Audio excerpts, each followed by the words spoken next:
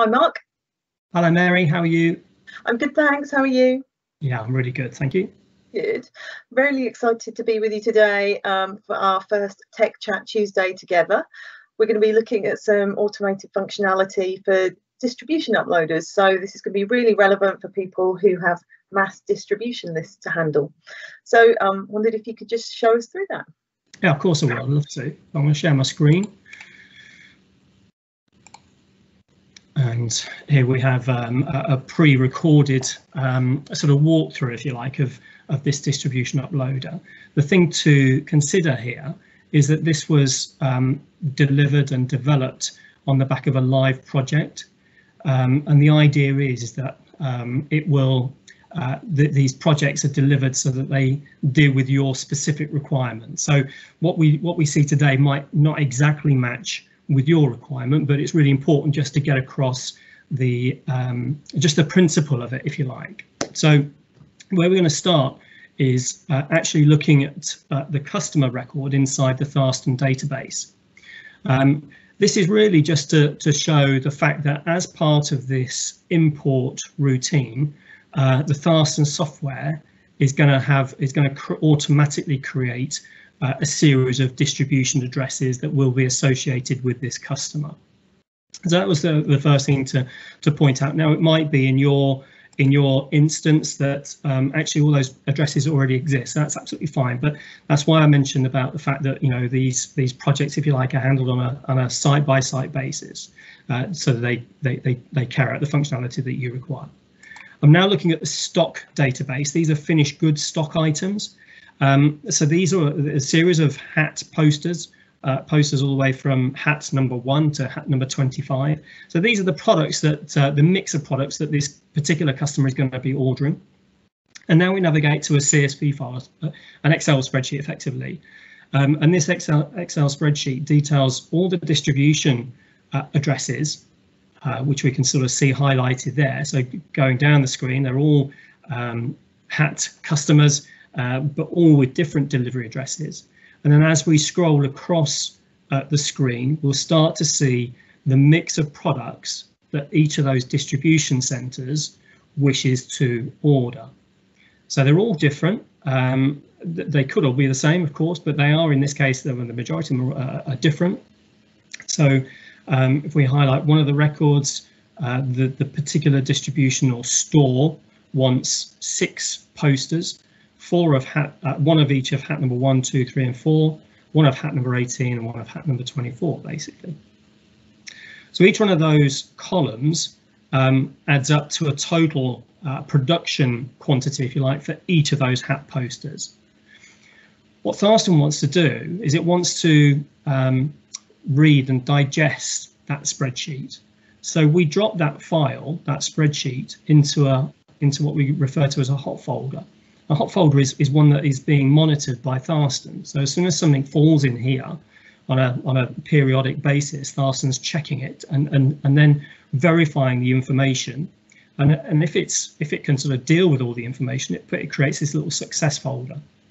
So on the back of that, a sales order has been created inside Tharstern. So we're navigated back to Tharstern now, and here we're looking at the sales order area. This order has just been created. And when we open up the order, we'll see that it's made up of a combination of all of those 25 posters that we've got in the spreadsheet. But the quantity of each one is different because the quantity is reflecting that summed up quantity that was in the spreadsheet. On the back of that sales order being created, the software has generated, production estimates, again reflecting the quantities of each of those products. So we know exactly how long it's going to take on each device and what materials are required, and we've automatically converted those production estimates into jobs. So here, when I hit the refresh screen, the refresh button on the job screen, those 25 jobs now get created. You can see all the different quantities relate to all the different products. So there's a job per product in here. The next thing I'm going to do is going to navigate to the customer area, the customer data file again. Just want to prove the point that these addresses have been dynamically created on the back of that import. remember I mentioned that, you know, if you already had these addresses, that's absolutely fine. But in this case, the routine was there to help create distribution addresses as well, if they needed to be. On the back of those delivery addresses being created, the software's also been able to generate pre-delivery notes. So each delivery note, there is a delivery note per location, per distribution, and each delivery note is identifying the posters that that particular site requires. So here we can see a requirement or a delivery note for 6 posters. In the ordered quantity, we can see how many of each of those posters were ordered in bulk, but actually the requirement for this particular distribution centre is for one of each of the 6 posters that we've identified there.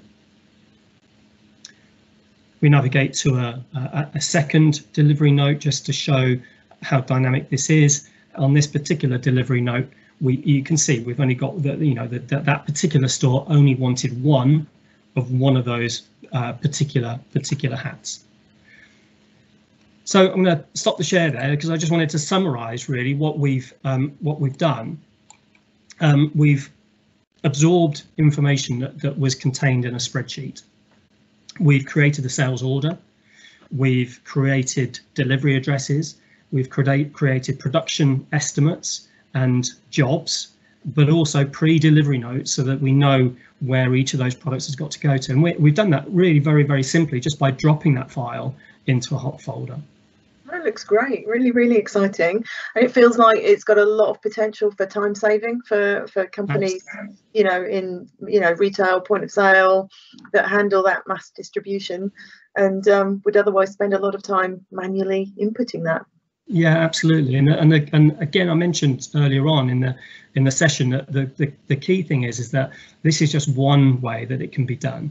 But every project might be delivered in a slightly different way. So it's really important that our customers sort of get in touch if they've got this kind of scenario and discuss it with us, because we're very, we've got loads of experience in delivering these kind of projects.